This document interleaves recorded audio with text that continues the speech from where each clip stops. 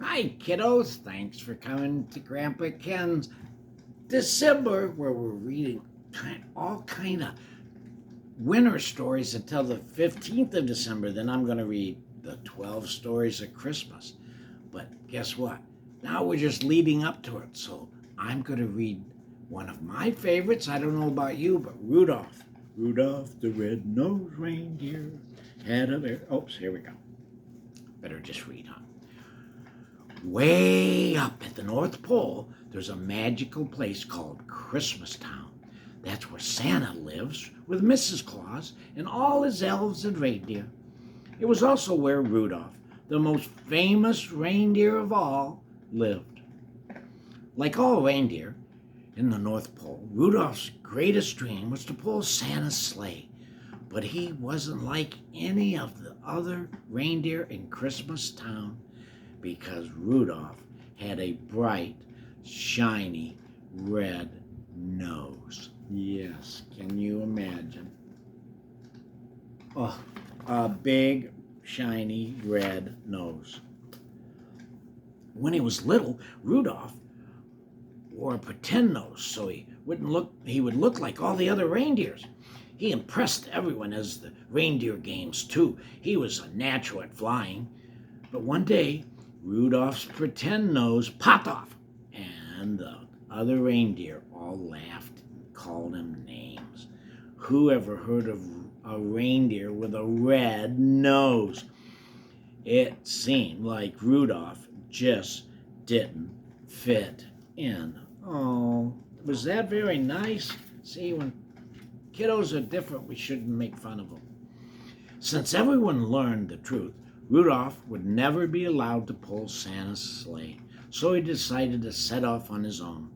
Luckily, Rudolph soon met a couple of friends who were different, just like he was. Hermie, the elf, didn't like making toys, and he wanted to be a dentist. And Yukon Cornelius wasn't afraid of anything. He crossed mountains in the wind and snow, searching for silver and gold. Rudolph was thankful he found friends like these. See, look, and he's got a little elf buddy, and he's got a big lumberjack kind of guy, man. He's a big one, wasn't he? Yeah, Cornelius. That's a pretty funny name for a guy. In the North Pole wilderness, Rudolph and his friends met many dangers. Most scary of all was a snow monster, the great Bumble of the North. Unfortunately, Rudolph's shiny nose was easy for the Bumble to spot. One day, as the friends tried to avoid becoming Bumble snacks, they hopped onto an iceberg. Soon, they were drifting.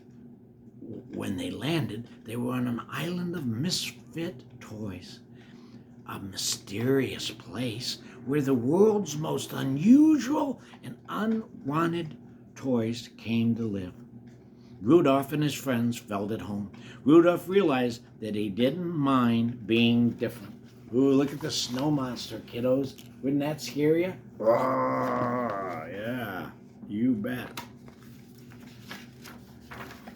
Rudolph knew he couldn't stay on the island forever, and he couldn't let his bright nose keep putting Hermie and Yukon Cornelius in danger, so the Bumble would catch them all sooner or later. So Rudolph decided to strike off on his own again.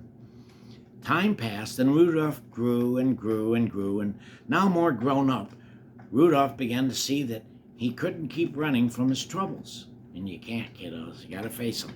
It was time to go home. He had to see his parents, and of course, the magical man himself, Santa Claus. I'll bet you he was missing Santa Claus. When Rudolph arrived home, he learned that his parents and his friend Clarice had gone looking for him and still hadn't returned. What if they were in danger? I'll find them all, Rudolph vowed. The first place he looked was the Bumble's enormous cave. And oh no, sure enough, kiddos, there was his mom, dad, and Clarice. This was a huge disaster. Look at Santa told him what happened, and Rudolph went to go to protect and save his friends. What a good reindeer.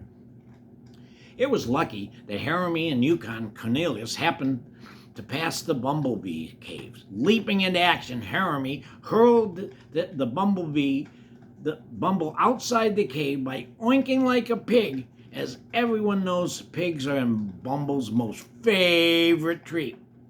As everyone knows, pigs are the Bumble's most favorite treat. They are, kiddos. Then crash, boom! Yukon Cornelius pushed a boulder onto the beast's giant head. Ow! Look at that, had to hurt, didn't it, kiddos? Ow! With the Bumble out cold, Jeremy removed every one of his razor-sharp teeth. Oh no, he pulled all his teeth. Rudolph sighed with relief. He was thankful he had found friends like them. Wow, I guess. Look at that. What if he wouldn't have pulled all of his teeth and the Bumble woke up? With his loved ones safe, Rudolph returned to Santa's workshop, and everyone was glad to see him. But there wasn't time to make things right yet. A grand snowstorm, the worst Santa had ever seen, was barreling down towards the North Pole. If the weather didn't let up soon, Santa's reindeer wouldn't be able to see. If they couldn't see, then they couldn't fly. And if they couldn't fly, then Santa couldn't deliver any toys, and Christmas would have to be canceled. This was a huge disaster. See, look at the snowstorm. Yep. What do you think's going to happen, kiddos? Santa didn't want to let down the little boys and girls of the world, but what could he do? As he stepped into the hall to announce that Christmas would be canceled, Rudolph's bright red nose lit up. Suddenly, Santa had an idea. Rudolph, with your nose so bright, won't you guide my sleigh tonight? Rudolph was absolutely, utterly dumbfounded. See, look at his bright nose, and it's lighting up the room. Yeah, and Santa knows, wow, I can use that. That's good. Santa wanted Rudolph to lead the sleigh. It would be an honor, said Rudolph. He suited up with the other reindeer. Then he took Santa to the island of misfit toys, where they picked up all the world's forgotten toys to deliver them to girls and boys who would love them. And after that, they were all off and away. And what became of Rudolph? He went down in history. Yep, he's the most famous reindeer of all. There he is, kiddos. Well, Christmas is getting closer because we're going to start our 12 Stories of Christmas on the 15th. Love you guys. Happy holidays. Come back and join us quick before our fire goes out. Smile, kiddos.